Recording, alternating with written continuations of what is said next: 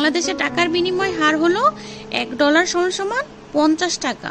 এখন বাংলাদেশের সরকার যদি কি করে, বাংলাদেশের সরকার যদি ডলারের তুলনায় দেশের মুদ্রার মূল্যায়ন কমিয়ে, দেশের মুদ্রার মূল্যায়নটা কমিয়ে $1 সমান 60 টাকা করে, আগে ছিল 50 টাকা, 50 টাকায় আমরা $1 পেতাম।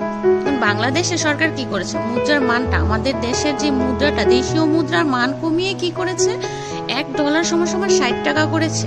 60 টাকা ধার্য করলে কি হবে, ধার্য করে তবে দেশীয় মুদ্রার বিনিময় হার হ্রাস পায়, দেশীয় মুদ্রার বিনিময় হারটা হ্রাস পায়।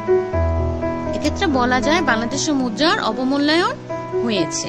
এক্ষেত্রে বাংলাদেশের মুদ্রার অবমূল্যায়ন হয়েছে কত, 50 - 60 ইকুয়াল টু কত হবে, 10 টাকা। আমাদের বাংলাদেশের মুদ্রার অবমূল্যায়ন হয়েছে 10 টাকা।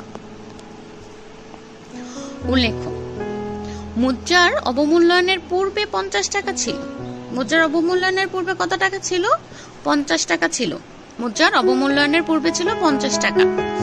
50 টাকার বিনিময়ে $1 পাওয়া যেত।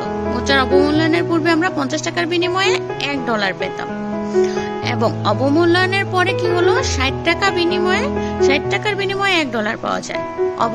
মুদ্রার অবমূল্যায়নের পূর্বে ছিল 50 টাকা, অবমূল্যায়নের পরে হচ্ছে 60 টাকা।